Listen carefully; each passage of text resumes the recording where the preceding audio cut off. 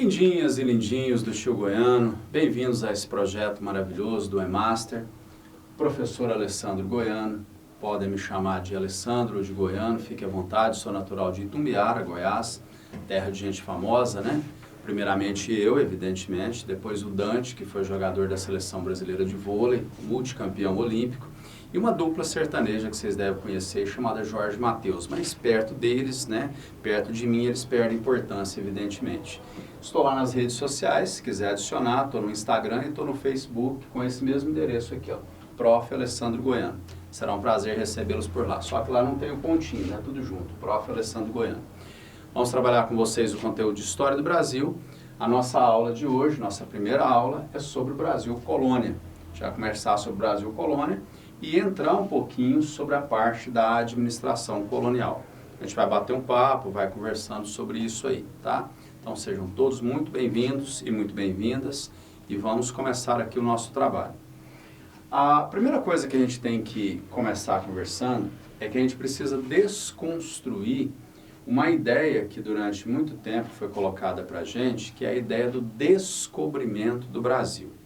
Eu me lembro que quando eu era criança pequena, em Itumbiara, havia um programa infantil que passava na Rede Globo de televisão chamado Balão Mágico, a turma do Balão Mágico. Nossa, só os avós de vocês é capaz que vão lembrar disso aí, no máximo os pais, né?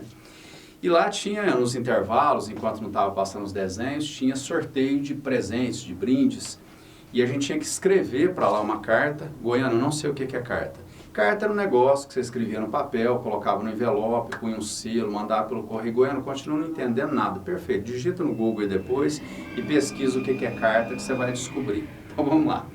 A gente tinha que escrever para o programa, respondendo a uma difícil pergunta, que era quem descobriu o Brasil e quando que foi. Então a resposta era Pedro Álvares Cabral, em 22 de abril de 1500. A gente precisa seriamente problematizar isso. Primeira coisa, quando eu digo descobrimento, eu digo que antes daquele momento, 1500, nada existia, nada havia. E hoje, graças às pesquisas recentes, graças aos estudos arqueológicos, paleontológicos que nós temos, a gente sabe que existe um pré-Brasil. Ou seja, existe uma história antes da chegada dos portugueses aqui. Existe a história dos povos originários do Brasil, daqueles que viviam aqui antes da chegada dos portugueses, que tinham suas maneiras próprias de se organizar, que tinham a sua história de vida, suas questões políticas, econômicas, sociais, uma forma de interação e relação com a natureza. E isso não pode ser desprezado. Porque se eu disser que o Brasil começa agora, significa dizer que o que havia aqui antes não importa. E se o que havia aqui antes não importa, significa dizer que eu não preciso respeitar, eu não preciso preservar. Você está entendendo onde a minha conversa vai chegar? Se eu entendo que o que havia aqui antes de 1500 não faz o menor sentido, então significa dizer que eles não têm direito a ter uma identidade, a ter uma cultura, a ter os seus rituais respeitados, os seus costumes respeitados. E isso, portanto, poderia me levar a uma prática, por exemplo, de violência com relação a esses povos. Eu poderia, por exemplo, destruir esses povos, praticar genocídio com esses povos. Então a história, ela me diz que antes da chegada de Cabral existe uma história. A história não foi criada em 1500. Portanto, o Brasil é uma invenção portuguesa. Alessandro Goiano, o que isso significa? Que essa ideia de se referir a nós como a partir de 1500 é uma ideia que os portugueses criaram. E aí vem o nosso nome, Brasil, né? Depois de outros que foram utilizados inicialmente, Terra de Santa Cruz, Ilha de Vera Cruz, Terra dos Papagaios, foi Brasil por conta do extrativismo vegetal de uma madeira que já tinha esse nome. A gente já vai conversar sobre isso. E por fim, para a gente terminar a polêmica, era costume os professores e professoras de muito antigamente fazer uma discussão que hoje não faz mais sentido, que era assim, olha, a chegada dos portugueses ao Brasil, ela foi intencional, ou seja, eles vieram querendo vir, eles chegaram querendo chegar, ou ela foi uma chegada acidental. Portugal comandou viagens em direção às Índias e num dado momento a embarcação pega uma corrente de ar, se afasta do continente africano e vem dar em terras brasileiras. Essa versão hoje não existe mais. Hoje sabemos que Cabral, quando parte de Portugal em direção às Índias, ele leva instruções secretas por parte do rei, hoje tem documento revelado sobre isso, que ele deveria se afastar ao máximo da costa africana para se descobrir a viabilidade das terras localizadas a oeste. E é aí que começa a chegada, o contato, o choque de culturas entre o europeu e aquele que habitava aqui, que será chamado genericamente de índio, a partir não de agora, mas desde que o Colombo chegou à América Central, pensando ter chegado às Índias, e se referiu aos nativos como os povos índios. E o termo correto hoje, que os melhores concursos do país estão utilizando, é povos originários. Sim, eu sei o que você está pensando. O atual governo brasileiro, federal, que começou dia 1º de janeiro, ele criou um ministério chamado Ministério dos Povos Originários. Inclusive, a ministra que está à frente dessa pasta, ela é uma indígena. Ela tem origem indígena, ou seja, ela tem origem nesses povos originários. Beleza, moçada? Estamos conversados com relação a essa questão inicial aí, sobre essa polêmica, sobre essa discussão. Que bom. Então, sigamos adiante aqui dentro da nossa explicação. Período pré-colonial. Agora já estamos naquele período da história brasileira contada a partir dos portugueses. Período pré-colonial, de 1500 a 1530, são as 3 primeiras décadas da nossa história. Professor, por que se chama pré-colonial? Você, aí do outro lado, que me assiste pelo seu celular, ou pelo seu PC, pelo seu Note, você está fazendo um pré-vestibular, você está fazendo um pré-ENEM, você está fazendo um curso para depois você fazer a prova. Pré-colonial é aquele período da nossa história que antecede a colonização propriamente dita. São os 30 primeiros anos da nossa história. O que acontece durante esses 30 primeiros anos, Alessandro? Precisamos primeiro fazer uma pergunta. Quando Portugal embarca nas grandes navegações, ele está em busca de quê? Ele está buscando excedentes que ele possa comercializar, ele está buscando as especiarias no Oriente, e ele está buscando metais preciosos.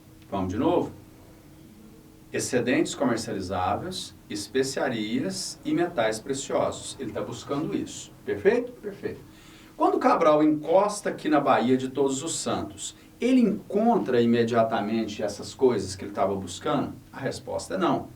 Os metais preciosos só serão descobertos no Brasil no final do século XVII, aproximadamente 1693. O índio não produz excedente para ser comercializado, então frustra a expectativa de comércio.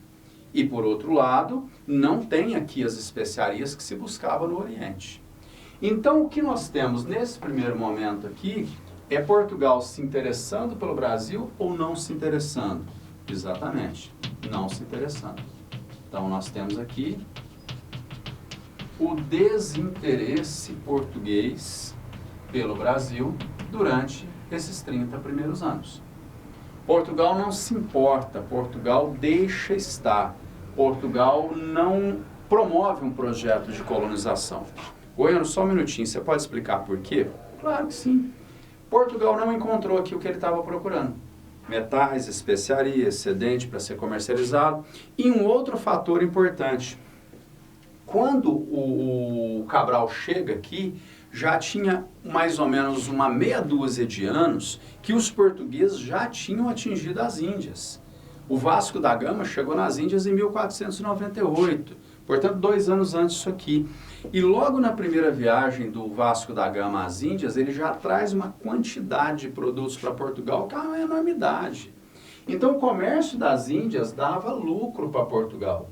Então por que Portugal ia deixar de investir numa coisa lucrativa para investir numa coisa incerta? Então, de novo, não encontrou aqui o que foram procurar e o comércio das Índias ainda era lucrativo para Portugal. Por isso, sem nem menor interesse de investir no Brasil, por isso o desinteresse com relação a gente. Marca registrada dos 30 primeiros anos.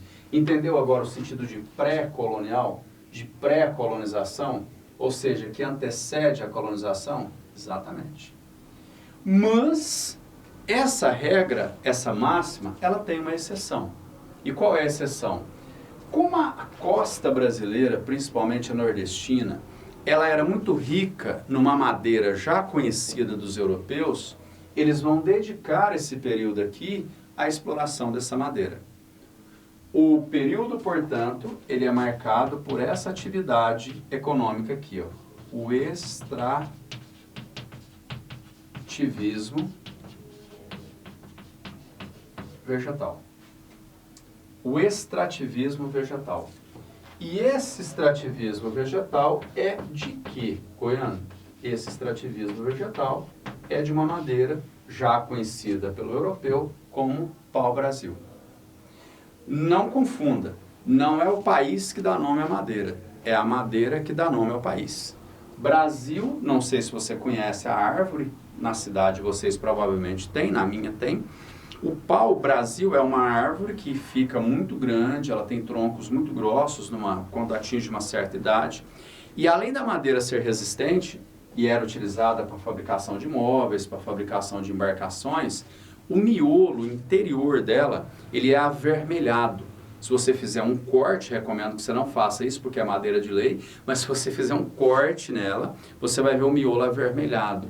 E esse miolo avermelhado é o que vai lembrar uma brasa. Sabe quando você acende o carvão da sua churrasqueira lá para fazer o seu churrasco no final de semana? E se você for vegano ou vegana para assar o seu milho, a sua banana ali, então, aquela brasa é que vai dar nome à madeira. Pau cor de brasa, pau-brasil. E essa madeira, ela será explorada aqui dentro desses 30, começará a ser explorada aqui nesses 30 primeiros anos. O professor Goiano, essa parte da matéria tem alguma importância para mim que vou fazer Enem, por exemplo, falar de exploração de madeira, contato de europeu com índio lá 500 anos atrás? Sim. Depois você dá uma olhadinha nas competências do Enem, você dá uma olhada, você vê um negocinho. Primeiro que eu estou falando de choque de culturas, né? Conflito de civilizações aqui. E segundo, que esse extrativismo vegetal aqui é a primeira atividade econômica da história do Brasil que tem impacto ambiental. Começava aqui a destruição da nossa Mata Atlântica. Começava aqui a devastação do meio ambiente no Brasil. Nossa, Goiânia, eu pensei que questão de impacto ambiental fosse recente. Não. Ela começa exatamente com o extrativismo do pau-brasil. Então aqui você já tem impacto ambiental. Entendeu por que a gente está estudando isso? Começa a devastação da nossa Mata Atlântica exatamente nesse momento aqui. Bacana, né? Tá, mas e o que eu preciso apreender dessa atividade econômica, professor? Você precisa aprender 3 coisinhas sobre ela. Primeira coisa é uma palavra que vai te acompanhar daqui para frente nas aulas de Brasil Colônia. Ela foi declarada desde o começo uma riqueza estanque. Foi decretado o estanco. Estanco, professor? Sim, estanco. E o que é estanco? O estanco é simplesmente uma outra palavra chique para monopólio real. Monopólio régio. Significa dizer que se uma riqueza é declarada estanque, significa dizer que somente o rei, somente o Estado, ele pode explorar essa riqueza. No caso, como estamos falando de uma dominação portuguesa, somente o Estado português poderia explorar essa madeira ou a quem ele desse autorização para isso. Então, quando eu digo que a riqueza ela é declarada estanco, uma atividade econômica declarada estanco, eu estou dizendo que ela é monopólio da Sua Alteza, ela é monopólio do rei português, ela é monopólio do Estado. Portanto, só ele pode explorar ou conceder autorização. O primeiro felizardo que foi contemplado por uma licença para explorar o pau-brasil é um cristão novo chamado Fernão de Noronha. Sim, é o que nós conhecemos como Fernando de Noronha, que dá nome àquele paraíso turístico que nós temos lá no extremo nordeste do país, né? Com valores bastante altos, diga-se de passagem, bastante salgado. Então isso era uma riqueza estanco, monopolizada pelo Estado. Outra palavra que você precisa aprender, e eu vou pôr as duas juntas de propósito, porque de vez em quando tem uns peguinhas aí, é a palavra escambo. Viu como elas se parecem? Estanco e escambo. O que é escambo? Aí já muda completamente. O escambo é uma palavra que significa troca. O que o senhor está querendo dizer com isso, professor? A madeira, ela era explorada, derrubada, trabalhada pelos nativos, pelos povos originários. E eles faziam esse trabalho, eles faziam esse serviço em troca de presentes, em troca de algumas coisas. Eles recebiam em troca presentes que a gente categoriza em duas divisões. Os chamados presentes úteis e os presentes inúteis. Essa categorização é nossa. Somos nós que estamos julgando. Talvez para eles tivesse um outro valor. O que seria um presente inútil? Aquilo que nós julgamos, por exemplo, como supérfluo. Por exemplo, eles ganhavam espelhos, eles ganhavam colarzinhos, eles ganhavam miçangas, que para eles era interessante, mas nós olhando hoje, a gente fala, poxa, mas isso não vale nada. É nosso julgamento, tá? E os presentes úteis? Aqueles que davam a eles um controle maior sobre o meio natural. Por exemplo, um machado, por exemplo, um facão, por exemplo, uma arma de fogo, que eles poderiam usar para derrubar uma árvore, para abrir uma picada no meio da mata. A arma poderia servir para abater um animal de caça, poderia servir inclusive para dominar uma tribo rival. E ao dominar essa tribo rival, eles obrigariam essa tribo a promover o serviço que deveria ser deles. Então você está entendendo que, de certa forma, existem rivalidades entre os povos originários. É outra coisa que a palavra índio esconde, né? Quando a gente usa a palavra índio, dá a entender que eles são todos iguais. E isso não é verdade. No fundo, existem povos os mais diversos. E entre eles e alguns deles existiam rivalidades. Claro que isso era administrado, havia uma coexistência, havia um espaçamento geográfico ali entre eles, né? Então, o escambo é troca. Troca sem o envolvimento de papel moeda, sem o envolvimento de dinheiro. Eu lhe dou uma coisa, você me dá outra. Numa economia capitalista como a que a gente vive hoje, professor, isso é comum? Não, hoje não é comum mais. Não impede que você faça uma. Sei lá, de repente você tem uma camisa de um time aí que você acha bacana, o seu amigo tem outra, vocês resolvem trocar as camisas, é um escambo. Se não envolver papel moeda, é escambo. Você pode fazer isso hoje, mas não é comum. Ok? Beleza. Terceira palavrinha que você vai guardar sobre o pau-brasil para mim é a palavra feitorias. Feitorias. Aqui a gente está falando da unidade de armazenamento. A feitoria, portanto, é a maneira como essa riqueza ela será guardada, é a maneira como ela será armazenada. Os índios derrubavam as toras, os índios davam o primeiro trato ali, davam a poda ali necessária, né? O primeiro talento, para usar a palavra da gíria hoje, e essas toras eram carregadas até o litoral, já estávamos próximo à costa, né? E isso era armazenado numa espécie de galpão, de barracão, à espera dos barcos que vinham da Europa para poder levar essa madeira embora. Esse sistema de armazenamento, que a gente chama de feitoria, ele não é novo, tá? Essa experiência que Portugal introduz aqui, ele traz de experiência prévia que ele teve no continente africano, na costa da África, algumas ilhas ali do continente africano. Porque naquela coisa de navegar em direção às Índias, Portugal foi fazendo paradas ao longo da costa africana. Porque assim, eles não chegaram nas Índias na primeira viagem. Eles foram ao longo de várias viagens. Então, eles foram criando entrepostos ali na costa africana e lá eles faziam isso aqui. Criavam unidades de armazenamento, guardavam as toras ali, que depois eles iam, as toras não, o que tivesse ali, né? Eles iam levar isso embora para a Europa. Então, nós tivemos esse sistema de armazenamento aqui no Brasil. Muito cuidado para não confundir essas duas palavras aqui, tá? Escambo com estanco, porque a pronúncia das duas se parecem e de vez em quando eles colocam questões aí para te confundir. Então, estanco é monopólio, escambo é troca. Feitoria não tem problema, você não vai confundir porque é armazenamento. Tudo bem até aqui? Tudo tranquilo?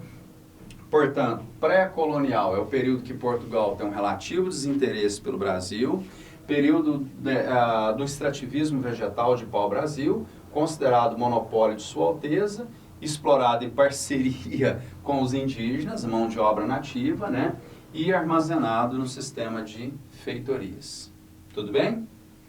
Bom, para a gente começar a fechar essa parte do período pré-colonial, deixa eu te contar uma coisa, cara, que eu estava esquecendo.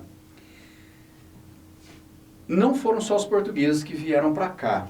Haviam outros países a essa época interessados também em explorar outras regiões e tirar riqueza. E um desses países que nunca reconheceu o Tratado de Tordesilhas entre Portugal e Espanha como válido foi a França. Então era comum você encontrar corsários, né, que são piratas que agem a serviço do Estado. Era comum você encontrar corsários fazendo saques de madeira aqui na costa brasileira. Então Portugal ele começa a perceber que essa região era uma região vulnerável a esses ataques de outros países, de outros povos. Então surge uma necessidade aqui de defesa. Então você vai ver também ao longo desses 30 primeiros anos aqui, a organização da parte de Portugal de uma série de quê? De expedições. Expedições variadas, expedições militares, expedições exploradoras, de exploração, né? De reconhecimento, essa coisa toda.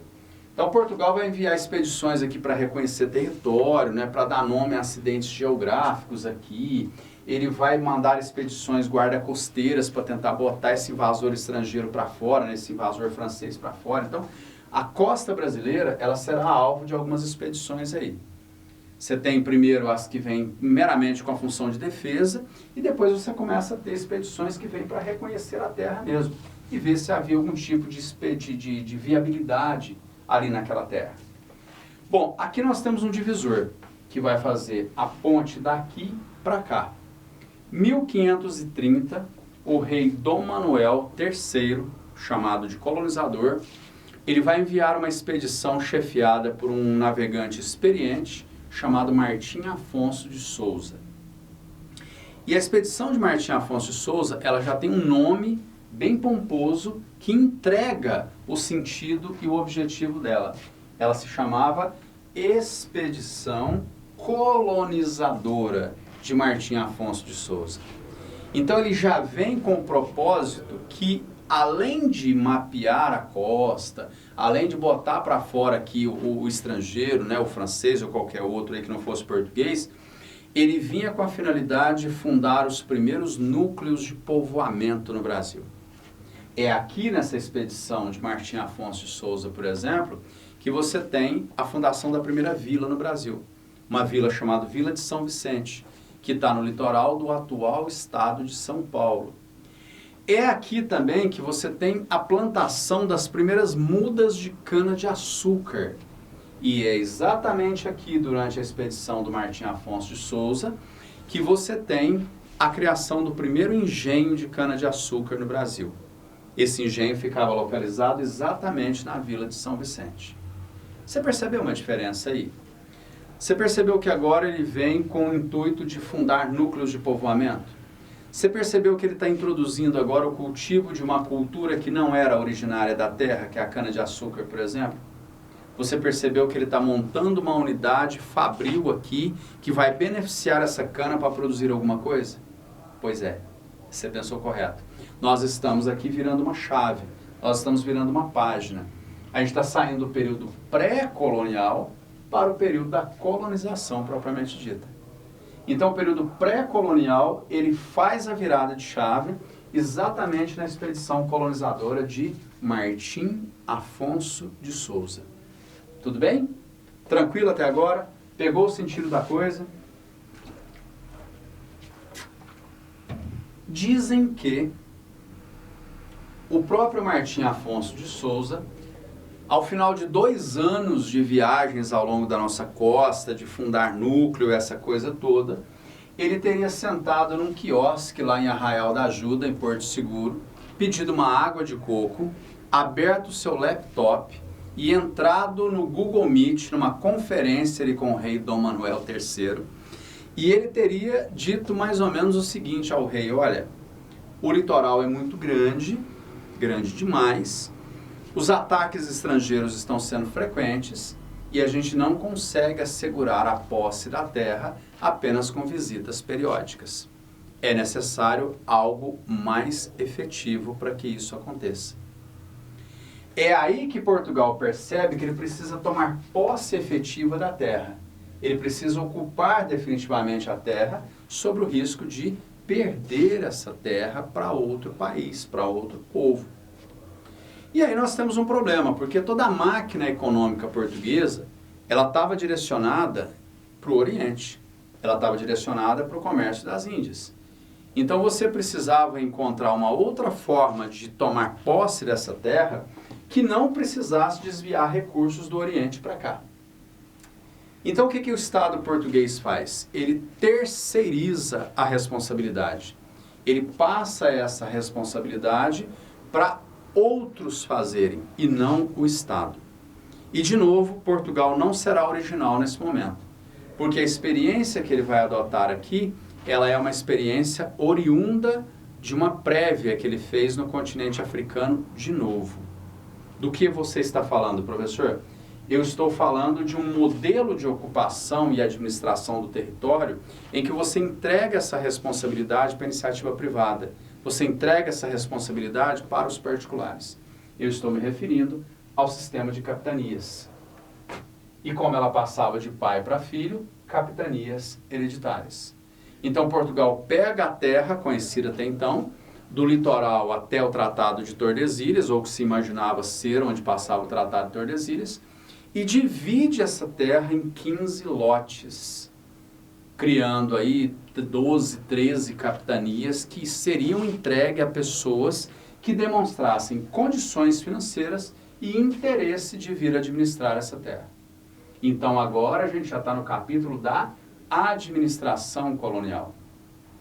E no capítulo da administração colonial, a gente começa falando desse sistema, que é o sistema de capitanias hereditárias. Veja, eu pego uma responsabilidade que é do Estado português e entrego para os particulares, entrego para a iniciativa privada. Portanto, as capitanias é um empreendimento que? Privado, ou seja, particular. E, portanto, se eu pego uma responsabilidade que é minha e entrego para os particulares, eu estou adotando um modelo administrativo aqui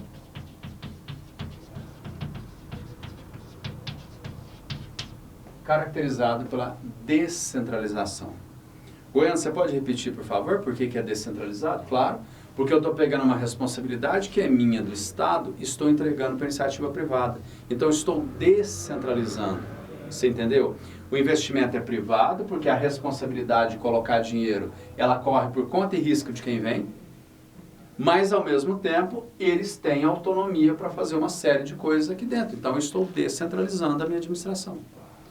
Mas, Alessandro, se você entrega na mão dos particulares, como é que a coroa portuguesa vai ter controle sobre isso? Excelente pergunta. Vejo que você é goiano, porque só os goianos têm uma percepção dessa. Estou sentindo isso, hein? Você controla isso por meio de 2 documentos. A coroa portuguesa tem 2 documentos para controlar as capitanias hereditárias. Quais são, professor? Ela tem a carta de doação,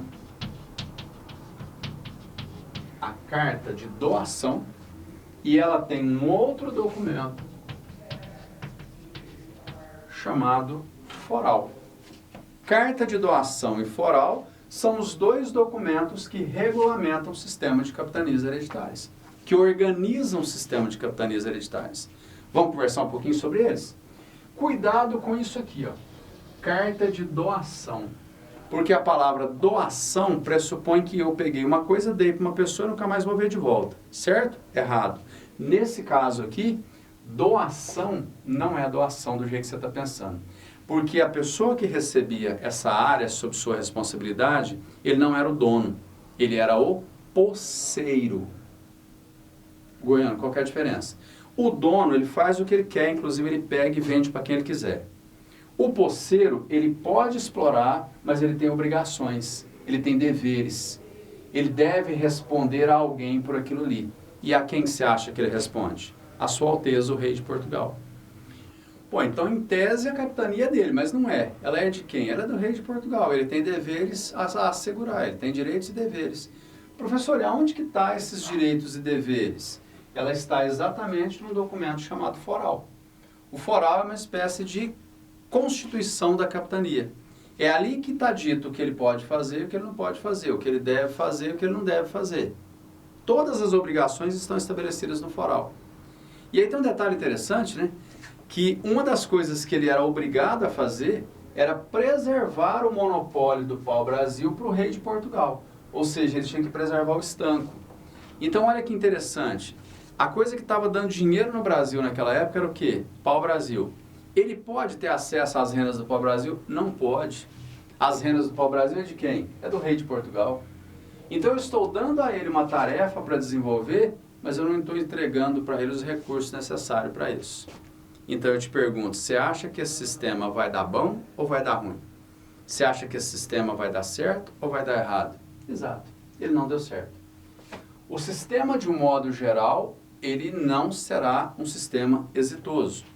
Mas professor, por que esse sistema não vai dar certo? Qual a razão do insucesso? Bom, primeiro, o famoso ditado em inglês, né? Money que é good, nós não have. Ou seja, o dinheiro que é bom a gente não tem. Ou seja, faltou recursos, faltou grana.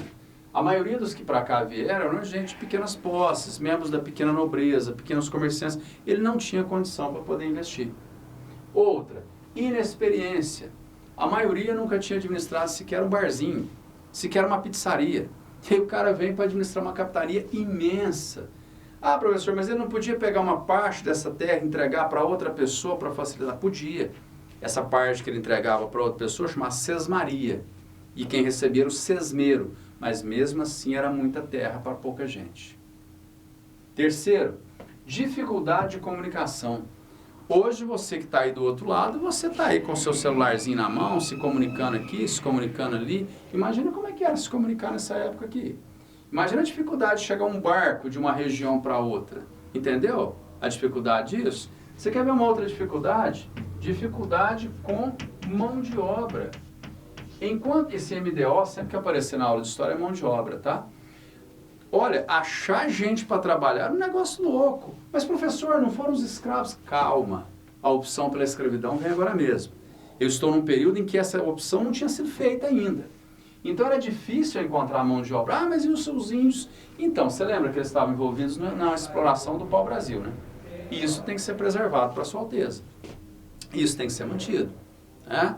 Ou seja, galera, ele tem que preservar o monopólio do pau-brasil para Sua Alteza, não tem como. Simples assim, né? Então, eu tenho dificuldade de comunicação, eu tenho dificuldade com mão de obra, isso vai ser dificultante, sim. E aí, para acabar de completar as coisas, eu tenho a questão da resistência.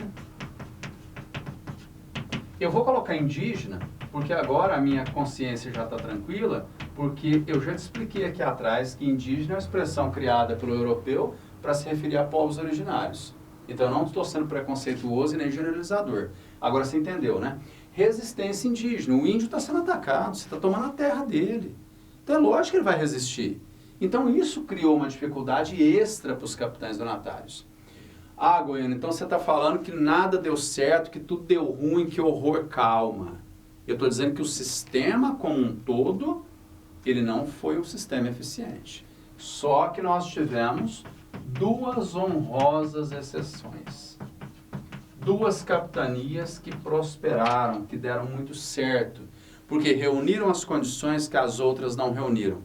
Administradores experientes, competentes, padrinhos ricos na Europa para financiar, a escolha do produto econômico certo, boa relação com os índios. Eu estou me referindo à capitania de Pernambuco e eu estou me referindo à capitania de São Vicente. Essas duas capitanias prosperaram, enquanto, em regra geral, o sistema afunda, o sistema fracassa. Essas duas conseguiram prosperar por muito tempo. Pernambuco, administrada por Duarte Coelho, perdão, estou confundindo com o navegador. Pernambuco, administrado por Duarte Coelho. E São Vicente, sabe por quem? Por aquele navegador que veio na expedição colonizadora, Martim Afonso de Souza. Então o sistema como um todo, ele fracassa, mas você tem capitanias que prosperam. Então anote uma observação aí para a gente fechar esse primeiro encontro. O sistema de capitanias hereditárias, mesmo não tendo tido êxito inicial, ele perdura no Brasil até o século XVIII. Ele vai existir no Brasil até o século XVIII. É o Marquês de Pombal, no século XVIII, que vai encerrar esse sistema administrativo e vai trazer de volta para a mão do Estado. No nosso próximo encontro, a gente vai conversar a respeito de outro modelo administrativo que Portugal vai criar por aqui. Obrigado pela companhia e até breve.